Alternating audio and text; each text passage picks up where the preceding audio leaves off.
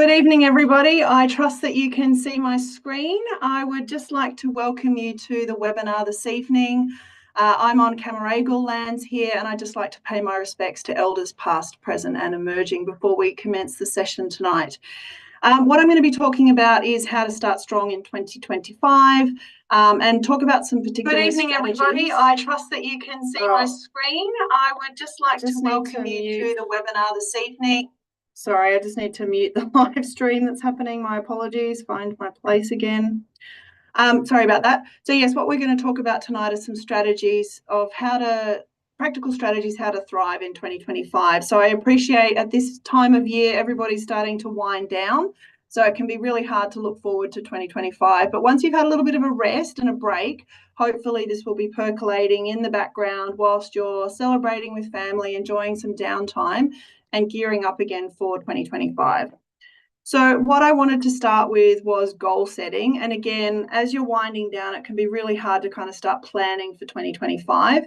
So just have a think about some of these things, maybe not too much at the moment, but over that Christmas break, you will be able to start focusing on what 2025 wants to look like for you. And one of the things that I like to talk about particularly are dumb goals. Some of you might be familiar with SMART goals, which are specific, measurable, lots of those things that kind of put very clear guidelines around your goals, etc. But what we like to talk about in PD Warrior are dumb goals because they tend to be more dream-driven, uplifting, magnificent, and brave. And these are the goals that will get you out of bed on any given day. And so that's why we really like to support people to think about those dumb goals. What's going to get you out of bed on the days when you really don't want to exercise? It's challenging to think about exercise. Sometimes it's a little bit difficult, but what's really salient, meaningful, and relevant to you? So that's why we tend to use those dumb goals. And the other thing that we tend to like is to put some objectives around goal setting as well. So if you don't have a roadmap and a plan, it could be really hard to stay the course. So making sure those goals are really clear and you can measure success and progress is really important as well. So what I like to do here is just put a visual analog scale up the top there, so 0 to 10. And when you have a goal in mind, you can have up to 3, 4, probably not any more than that because you start to lose a bit of focus. But once you've identified one of those goals, it might be getting out of bed a bit easier. It might be staying at work for the next 12 months. It might be traveling overseas through the UK and walking, whatever it might be.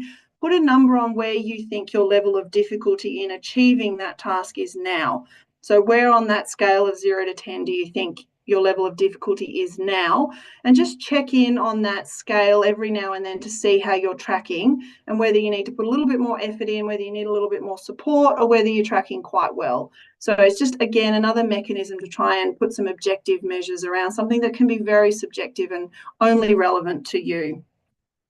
So moving along with goal setting is one of my favorite quotes. And I think when you're planning your goals, it's really important to think about your perspective and the mindset that you have behind that goal planning.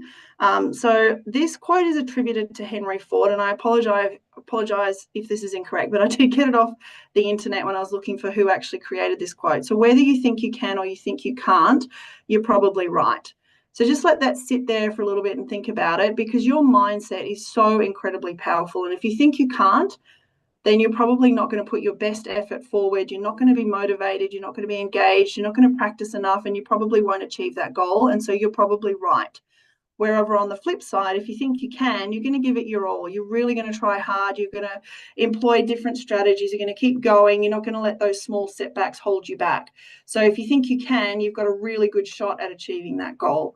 And I think particularly in Parkinson's, a lot of the literature supports the fact that placebo, so simply the intent or the mindset that you're given something that will help, whatever it might be, placebo may account for anywhere from 30 to 45% of your response with Parkinson's and the success of the outcome. So the fact that you believe in something has a significant impact on whether that outcome is actually achieved, particularly in Parkinson's. And so if you think about that, the converse side of that is if you have nociceptive thoughts, you think you can't, then that also has a really detrimental impact on the outcomes as well. So when you're thinking about goal setting, really be mindful of whether you think you can or you think you can't, because that may definitely impact the outcomes that you achieve through that goal setting process and execution of that.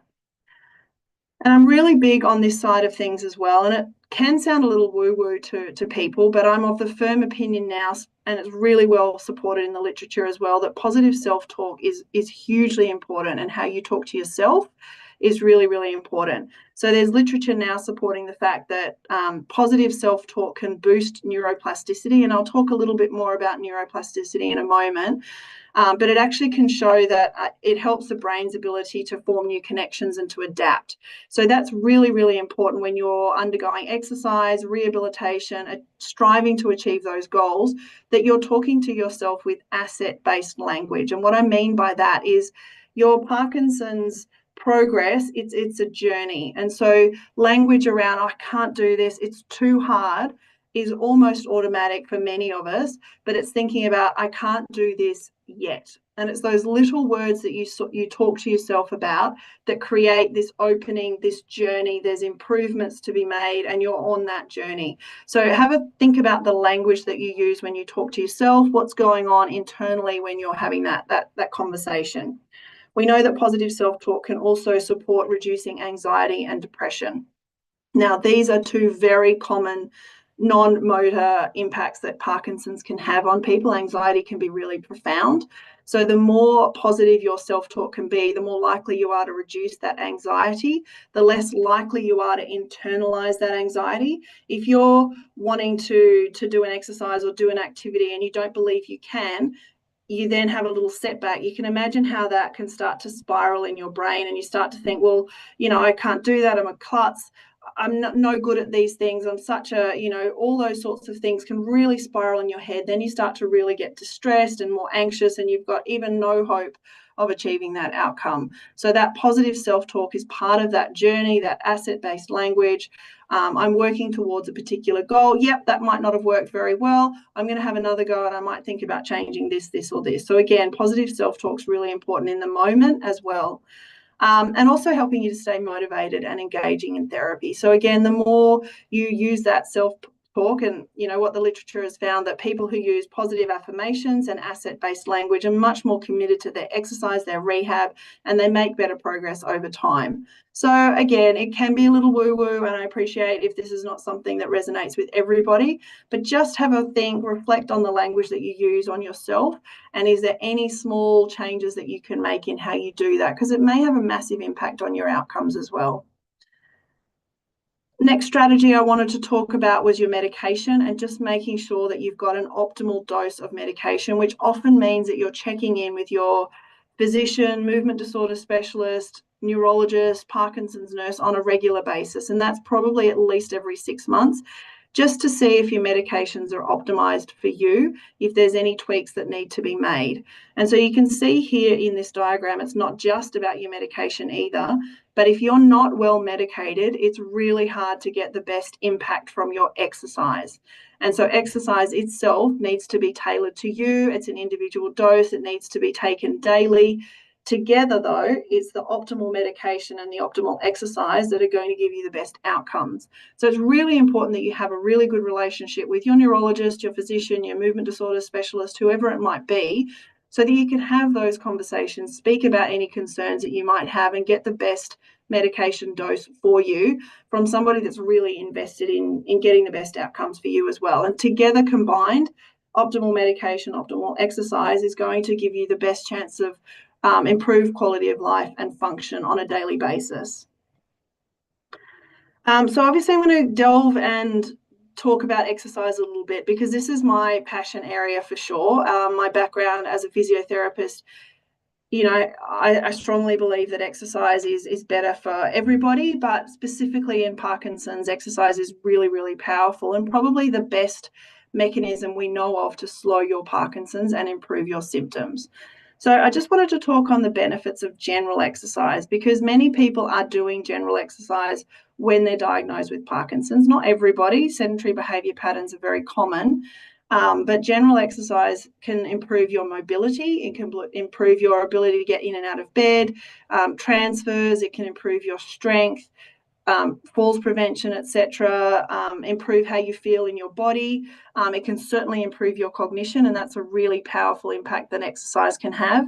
And it can also help with some of the non-motor symptoms. And I want to elaborate on some of these key areas. But also just to define what general exercise is and how that might be different to neuroactive exercise. So when we talk about general exercise, those are the exercises that you might be doing when you take the dog for a walk, when you go to the gym, for instance. You might be playing tennis regularly. You might be running marathons regularly. All of those things are fantastic, and I certainly wouldn't suggest that you stop doing any of those things. But there may be ways to tweak all of those exercises to make sure that they are as neuroactive as possible. And I will elaborate on neuroactive shortly, but it comes back to helping your brain's natural ability to rewire itself so that it can create stronger and better, faster connections so that you can get that maximum benefit from exercise. And there's lots of other benefits from the right kind of exercise as well, particularly in Parkinson's, that we'll touch on. There's some relatively new evidence as well, just looking at activity levels and cognition. And so this was data that was taken from a really large study. There's the Parkinson's Progressive Markers Initiative, PPMI. That's a very, very huge global study going on at the moment. This was a very small part of that, looking at 307 participants who were followed up over 3 years. And what this data shows us is that the more active you are, the less likely you are to have cognitive challenges and changes. So if you're not exercising at the moment and you're starting to feel that your cognition is not what it used to be, there's probably some low-hanging fruit there where if you start to exercise, you'll start to see that, or hopefully that your cognition processing speed will improve, possibly your ability to concentrate, not feel so tired at the end of the day. Your memory might improve as well. So those are the benefits that are directly attributed to aerobic exercise. And so generally, the more exercise you get, the more aerobic exercise you get, the more endurance you get, and possibly the benefits of slowing that cognitive deterioration as well. Big one is falls and balance. So as people progress along a Parkinson's journey, this can become more problematic. Postural instability can become problematic. This is where your ability to respond to a knock or an external perturbation might be more challenged. You might feel that you're not as confident on your feet. You may feel that you don't want to go out and do the activities that you were doing previously. So staving that off at the beginning is really important. So making sure that you are as fit, as strong, and as active as you possibly can be so that these things don't become problematic unnecessarily. So with regards to postural instability, these are some of the key areas where we can work to improve your proprioception. So that sense of where your body is in space is really important, that you know where you are in space so that you can react appropriately and with the right amplitude and scale of movement. Looking at your vestibular function. Oh, that jumped around a bit, sorry. Looking at your vestibular function. So Parkinson's tends to be something that people get as they are a little bit older. And also with age comes difficulties with the vestibular system and response rates, and also where those crystals tend to sit in your ears, they can become a little bit loose as well. So there can be peripheral impacts as well as something that goes on more centrally with how you process information as well. And so having the right kind of guidance at the right time is really important to keep you on your feet as well. So you don't need to be feeling dizzy. You don't need to have increased motion sensitivity. Those are things that we can probably work on. So working with your local physiotherapist or your local vestibular physiotherapist is really important in the early stages. Weakness, there is definitely some perceived weakness and also secondary weakness related to people when they're not active enough.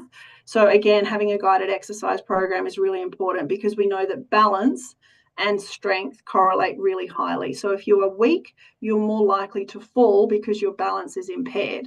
So trying to keep you as strong as possible keeps you healthy, keeps you functional, but it also can help to keep you on your feet as well. So that would be another area that we might look to address, as well as freezing of gait. So in the moderate to later stages of Parkinson's, freezing can become problematic, particularly when you're trying to walk or when you initiate walking. And there's lots of strategies that have been researched and heavily employed and are used practically to try and support people to keep you moving, reduce the freezing of gait, to keep you on your feet, and reduce the risk of falls, particularly in those freezing episodes. So there's lots of these areas where rehab, exercise, and physiotherapy in particular can be very, very useful. The one area that popped up earlier was that cognitive decline. And I feel like I've covered that off a little bit before, but particularly with aerobic exercise, the literature strongly supports your capacity to increase processing speed, visual attention, concentration, fatigue, memory, and also problem solving, which is really important. If you've got lots of things going on in the day and you struggle to make those decisions, it can be very taxing. So again, improving cognition can be very, very valuable. So having the right exercise tailored and targeted specifically for any of these areas is really, really important for you to give you the best chance of achieving your goals. Just with respect to whole body protection as well. So exercise not only improves motor function and cognition, but it can also help other parts of your body as well. So it can promote that gut-brain health, which is really important. And exercise specifically that's high intensity releases a neurotrophic factor called BDNF. This can also be neuroprotective. So this is really important as well. It can improve your cerebrovascular health. So having Parkinson's typically, but not always, can reduce your activity levels. This can then lead to further heart and circulation problems, which can lead to comorbidities and just other risk factors, which make it much more difficult for you to exercise well. But it's really important that you're exercising intensively enough and you'll get the benefits of that. Reducing oxidative stress is very valuable as well. So regular exercise can boost that antioxidant defense, and this can protect remaining viable dopamine-producing cells and further cells from oxidative damage with free radicals. So really important there as well. Regular exercise of the right intensity can also regulate stress. And we know, as I mentioned before, anxiety can be problematic in Parkinson's. So anything that reduces your stress levels, your cortisol levels, can just make everyday decisions, life, that much easier. So again, being fit is not just important for your physical health, but also for your mental health and how you perceive the world and how you get through your day. It can also enhance mitochondrial function. So your mitochondria are essential for energy production in your neurons.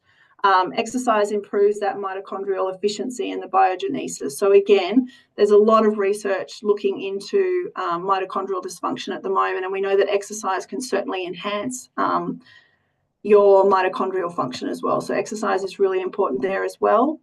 And not last but least, certainly mental health benefits. And again, there's lots of literature supporting the role of exercise and mental health, particularly in Parkinson's as well. So exercise improves mood, reduces anxiety, depression.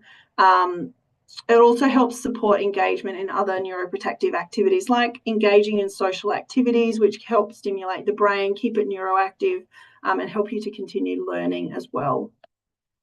And this was just some of the data that was published recently by Chusak and colleagues in 2020-23. They looked at the data pre and post the PD Warrior 10-week challenge, and they showed that doing the 10-week challenge significantly improved emotional well-being, motor function, and mobility in individuals with early-stage Parkinson's, particularly improvements in emotional well-being, which they looked at using one of the standardized measures called the PDQ-39. Which was an emotional subdomain, and that highlights the program's role in addressing psychological health and using exercise as a vehicle to do that.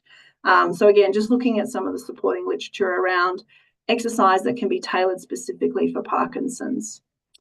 Continuing on with non-motor functions as well, exercise can play a significant role in sleep dysfunction. And I know many people with Parkinson's really struggle with sleep. So on the right-hand side there, you'll see a diagram just kind of looking at what happens for a healthy adult. So this is just basically explaining when somebody goes to sleep without Parkinson's, they'll usually go through the sleep stages. And throughout the night, they will achieve restorative sleep, where those green bars are, and that will be, for short periods, but sufficient for that restorative sleep. And there may be small moments where they roll over, wake up, have to go to the bathroom or whatnot. But generally it's considered restorative sleep. However, in Parkinson's disease, it can be much more difficult to get to sleep. And you'll notice there's less chances throughout the night where people are getting restorative sleep. And there's a lot more periods of time when people are actually awake. And that can be lots of reasons. So when people wake up during the night with Parkinson's, that can be lots of reasons, like your medication dosage is not timed appropriately. So you might be waking up, you can't move, you can't get comfortable, so that wakes you up, and it can be much harder to get back to sleep. It could be related to other comorbidities as well, where you need to go to the bathroom frequently throughout the night. And each one of those episodes, if your medication's not timed right, can be really problematic and take quite a long time. So again, that all impacts on not just getting to sleep, but staying asleep and getting restorative sleep. So looking at the sleep architecture in Parkinson's, we know that there are lots of different areas where that can be impacted. And if you don't get a good sleep at night, that has a big impact on what happens for you in the next day.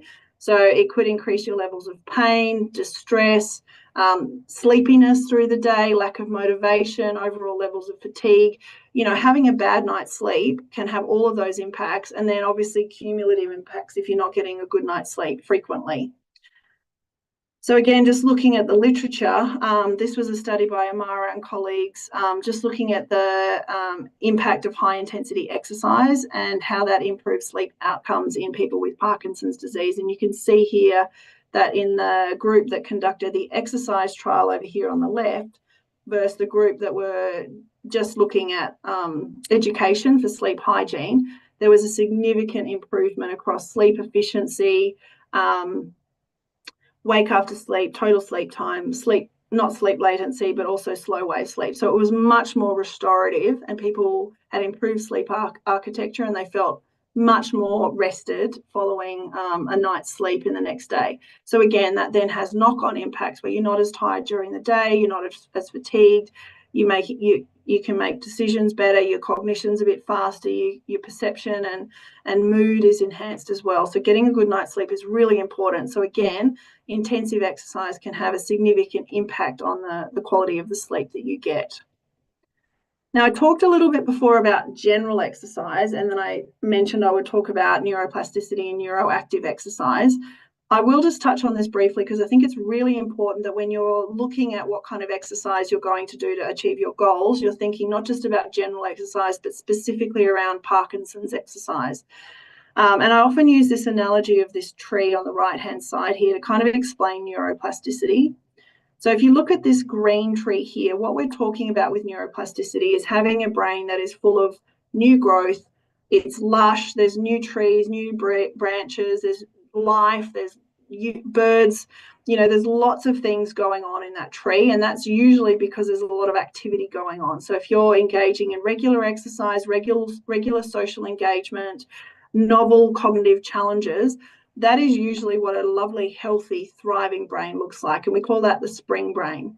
For contrast, if you look at what's happening on the right-hand side there with the red tree, the winter brain, you can see that the leaves have started to drop off. It's quite brittle. There's not a lot of life or growth going on. And that's what we like to kind of say is our neurodegenerative brain. And that's really common in brains. They're very efficient at pruning off if they're not using pathways, if there's redundancies there. So if you're not physically active, you're not engaging in social participation, you're not engaging in novel cognitive tasks, that's kind of an analogy of what's going on in the brain. It becomes brittle, it prunes off branches, twigs, leaves that it's no longer using. So that's what we're trying to avoid. And then sitting there in the middle is our neuropassive brain, essentially, which is kind of the autumn brain. So it's great for general health, as I said before, cardiovascular, respiratory, metabolic health. General exercise is fantastic for all of those, and I certainly wouldn't suggest you stop doing those, but it's probably not intensive, complex, challenging, specific enough to you to create those new pathways, connections, and enhance those in the brain. And that's why we really need to think about Parkinson-specific exercise when we're looking at how do we achieve the goals that you might be looking for. So that's kind of talking about the role of neuroplasticity. And so exercise that is neuroplastic, we call neuroactive, because it's actively engaging your brain and creating new pathways, new connections, and enhancing those connections as well. Neurorestoration, we talk about changes that happen at the cellular level because of the exercise that you do. And there's quite profound changes that can be made at the cellular level because of exercise. Things that change representation of neurotransmitters in the brain, adaptations where you pick up more of your endogenous dopamine. You can keep your endogenous dopamine floating in your brain for longer periods of time. All of these things are really, really valuable and, essentially without risk because of exercise. It's not a medication that you're taking. This is just the right kind of exercise at the right time, can have a very significant role to play at the cellular level. And there's also research supporting the role of neuroprotection. So again, it's hard to be conclusive with the literature, but certainly looking at what happens in clinical trials, we've got very compelling evidence to support the fact that exercise is neuroprotective. It can slow the progression of your Parkinson's symptoms, and it can also enhance and improve those presentation of symptoms on any given day. And we've already talked about body system optimization and whole body. So this was just a research paper that was published earlier this year by Delat and colleagues. It was a proof of concept study just investigating the effects of 6 months of high intensity exercise. And what they were able to show was there was increased dopaminergic biomarkers. So again, there was improvements in the dopamine biomarker in the brain. Motor symptoms remained stable with no progression throughout that 6-month period. And there were also exercise was also included early to maximize that neuroprotective benefit. So there's, again, compelling reasons for why we should be getting started early with exercise and making sure it's intensive and specific enough to your type of Parkinson's to have the biggest impact. Not last but without least, I just wanted to touch on some of the other factors that often come hand in hand with exercise, and that's social participation, social engagement. There's a reason why social prescribing has become so popular these days. And this was just a study conducted by Subramanian in 2020, just looking at the impact of loneliness on quality of life and risk factors as well. And they were able to show that socialization is a big risk factor for worsening health and increased mortality, depression, and cognitive decline. So again, the knock-on effect of falls or loss of balance often means that people aren't getting out and about doing the things that they want to. They're not engaging in as much social activity and social participation. If you're at home, you may not be doing many novel and new tasks. And again, you may not be engaging in your family and broader connections. So again, if you're lonely, there are lots of avenues and opportunities to kind of reduce that. What is the support network around you? Who do you need to engage with? Have you got a buddy for your exercise? Have you got that level of connection to make sure that you're not lonely and you're not going through this journey on your own? And of course, with PD Warrior, we've tried really hard to create that digitally. So there's a global community that's online and available if that's the only conduit you have to create that social connection. So how to start tailoring your exercise? The first thing I often talk about is, Parkinson's is so complex, it's so heterogeneous, it's so different. Like, everybody that comes through our doors is different to the next person. So one of the first ways that we try and simplify Parkinson's from an exercise prescription perspective is to think about what type of Parkinson's in terms of motor presentation you may have. And so we look at broad categories such as bradykinesia, and you might identify with this if you feel that your main motor characteristic of Parkinson's is slow and small movements. Or it might be that your tremor bothers you the most. Or it might be that you feel that your falls or near misses are so frequent that you're freezing regularly. Falling has become one of the biggest impacts of Parkinson's on you. So this would be one of the first areas that we would suggest that you kind of categorize yourself or have a clinician do that for you. And then from there, it's identifying, well, what do you really want to work on? So if you're bradykinesic and really want to work on your walking, for instance, your right foot started to scuff and you're getting a bit nervous about that when you're out and about, that would be where we would start with your rehab program to really make sure that we can help you and support you to achieve your goal, whatever that might be, walking the Camino de Santiago in Spain, or whatever it might be, or walking down to the local shops. Tremor dominance, we would be looking at a forced use exercise program. So that would be really high intensity. And when I say high intensity, I'm not specifically talking about getting your heart rate up really high. It's around motor intensity. And again, that's a different concept. It's about getting you to connect brain to your limbs so that you can function well and you've got the right level of intensity to create neurotrophic factors going off in your brain and changes at the cellular level.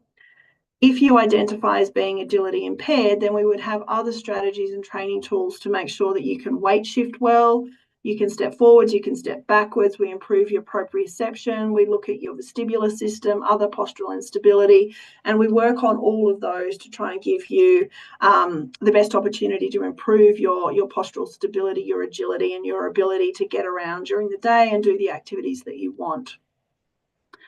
So just a couple of final slides here. I just wanted to touch on your health team. So you may have seen some of the people on this diagram. You may not have seen anybody, but I think along the Parkinson's journey, it's important to know who you can call on and when. And I'd always suggest that getting onto things early before they become really problematic is key.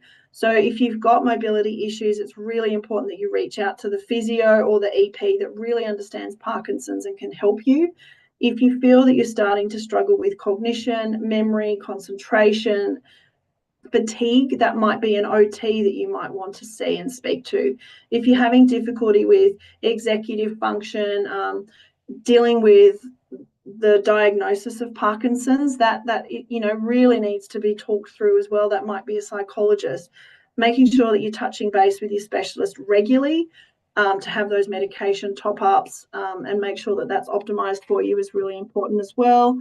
If you're finding that swallowing, your phonation, your voice volume, saliva management, anything like that is becoming problematic, that would be your speech pathologist.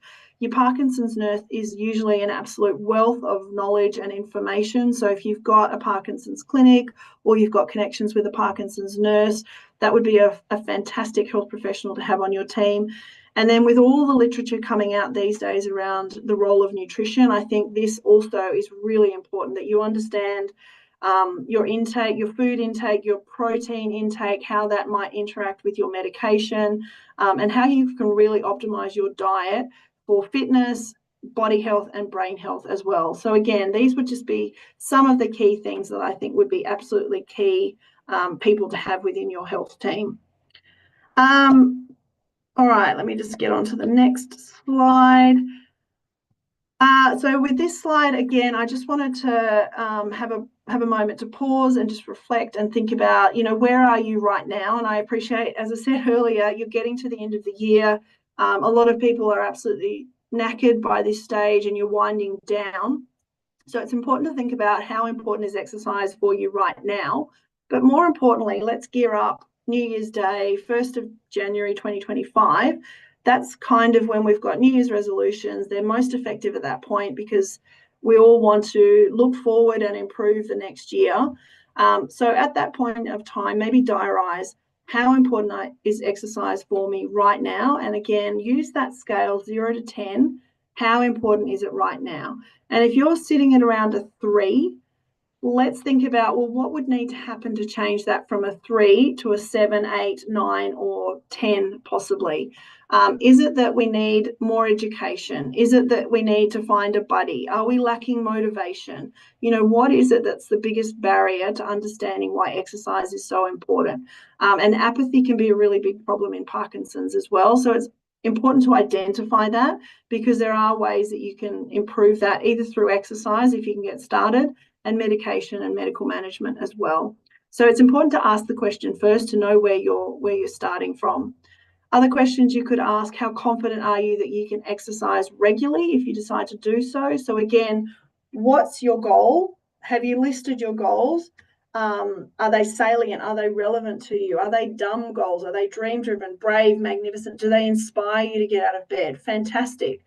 Now, how confident are you that if you exercise regularly, you can achieve those goals? And again, if you're not scoring in the 8s and 9s, What's the barrier there? What's your belief around that? Do you need more education, more guidance, more support, more health professional intervention, more health coaching? What is it? And it's a really good thing to ask yourself, not just goal plan, but have a think about some of these questions at the same time to address barriers before you drop off and don't achieve those goals. And again, talked about New Year's resolutions. Everybody has them. We all plan for them at the beginning of January, but often by about mid-January, end of January, nobody's really working towards those goals anymore. And it's often that failure because we've not really reflected on the obstacles and put in some of the strategies to make sure that we really achieve those goals. And when the going gets tough, we've got strategies in place to continue. The final question, how confident are you that you can achieve your goal or plural goals if you set your mind to it? So again, just really understanding what's stopping you from rating higher and what would have to happen to change a lower number potentially from a 3 to a 7 or an 8. So again, just really reflecting when you've made your goals and you've got your plan for the year, okay, where are you at now? So if you need a bit of support and help, we do have our 10-week challenge starting in January. So again, this starts around January 20, which is usually when we find New Year's resolutions may be wavering if you haven't got the right strategies and goals in place. So again, 10-week challenge kicks off 20th of January. It's an amazing rehab program that can be life-changing. It's a graded exercise program that we look at. We tailor it to each person that comes on the program. It's delivered all online. You can do it from home. There's health coaching provided in there. There's a graduated exercise program. You don't need to be fit to start, but you'll be super fit physically and cognitively at the end of it. So if you need a bit of help, by all means, do think about joining us for the 20 of January start. And there is a discount, I think, going on at the moment. There will be a link. There is a link down the bottom there. So if you're interested in joining, please sign up to that. We do also just want to reflect on, I've been through a few things. I've talked about exercise, but again, sowed the seed. I want you to now think about, well, what are your goals for 2025? How difficult are those things for you to do at the moment? Grade them and then make sure that you check in regularly throughout the coming months, over the next 12 months, to really help you stay on path and stay focused. And by all means, reach out to your health professional team as and when you need it. And if you've any questions for me, I'm very, very happy to answer them. So I'm happy to answer them now. Or if you want to get in touch through PD Warrior, by all means, I can do that as well. So that was my whistle-stop tour of helping you to stay strong and get ready for 2025 with a few practical strategies. So I will open up the chat room. If anybody has any questions, you're more than welcome to ask questions now if you feel bold enough, brave enough. And if you don't, I wish you all the very best over the holiday season, festive season, and hope you start goal setting and planning ready for a strong 2025. I'll just wait here to see if anybody's got any questions in there. There's 2 questions in the Q&A. Peter, you mentioned, does this study mean 2 times daily exercise is even better? I'm not exactly sure which study that was you were referring to, but in my experience and from some of the health coaching literature, twice daily exercise is not necessarily better. So the overall dosage is, but what they've looked at in the health coaching literature is if you try and split up, 30 minutes of exercise over 3 10-minute blocks, you actually don't achieve the same level of intensity, and most people will drop off 1 session or something like that. So you're actually better off keeping that 30 minutes as 1 session, knocking it off, doing it well, not just going through the motions, but performing well through the session and ticking that off as 1 session. So if you're talking about dosage is really important. You're better off doing 30 minutes every day than 10, obviously. But the literature does support you're better off doing 1 block of exercise rather than 2. But having said that, there's also individual variation as well. And some people really work best doing 2 blocks of 15 minutes, for instance. It's not necessarily what the literature supports, but it might be what works for you. And just to labour the point, if you are aiming for neuroplastic change in the brain, you probably need a minimum of 15 minutes of exercise. So if you're cutting those exercise blocks down to less than 10 minutes, you may not be achieving the neuroplastic gains either. So thank you for that question. Elizabeth, I've got a question. Sorry, I missed. Is there a recording of the Zoom presentation? Yes, there is. Thank you, Sarah popped in there. So yes, the recording will be available. Penelope, what day and time of the week is the online program conducted? Penelope, you'll be pleased to know it's self-directed. So the exercise video is available. We recommend that you do the circuit video 3 times a week. And your coach will help you to set up the home exercise program that you do on the days when you're not doing the circuit video. And again, that's graduated as well. So you might start with 1 exercise in the first week, or you might start with 4 if you're already quite fit and active. But we generally recommend through the 10-week challenge that you do at least 20 minutes of exercise every day, up to 45, 60 minutes on the day when you do the circuit. So it's a daily program. You can do it any time of the day that you feel at your best and put it consistently into your diary. There's also an education program as well that supports you with that behavior change and making those lifestyle choices as well beyond the 10-week challenge. Peter, what happens in week 10, week 11 and beyond? I'm just doing week 9, 8, 7, 8, 9 over each day. Peter, look, if you enjoy those circuits, you're welcome to continue doing those. But if you're in the 10-week challenge, I'd suggest you hop over into Plus. We have hundreds of circuit videos that are new and fresh that you can look and explore. So there's 20-minute circuits, there's 60-minute circuits, there's individual exercises that you could cobble together. If you had a particular activity that you wanted to work on, you can categorize by body part or bradykinesia, tremor dominant, etc. So if you haven't been over to Plus, Peter, I'd suggest you go over there, have a look in the exercise library, because there are hundreds of circuit videos there that mean you don't need to continue doing the same 10-week challenge circuit videos as well. Thanks, Madeline. Thank you for being a support and motivator. It's my absolute pleasure and privilege, to be honest. I love working with the Parkinson's community. It's an absolute joy, and I love seeing the role that exercise can have. So thank you so much for that. Rosalie's asking, is Pilates a suitable exercise twice weekly? Look, Rosalie, Pilates is a really interesting one, because I think done well, Pilates can be great. It generally sits more in the general exercise category. It's not typically intensive, complex, novel enough to drive that neuroplastic change, but with the right guidance and support, it could be.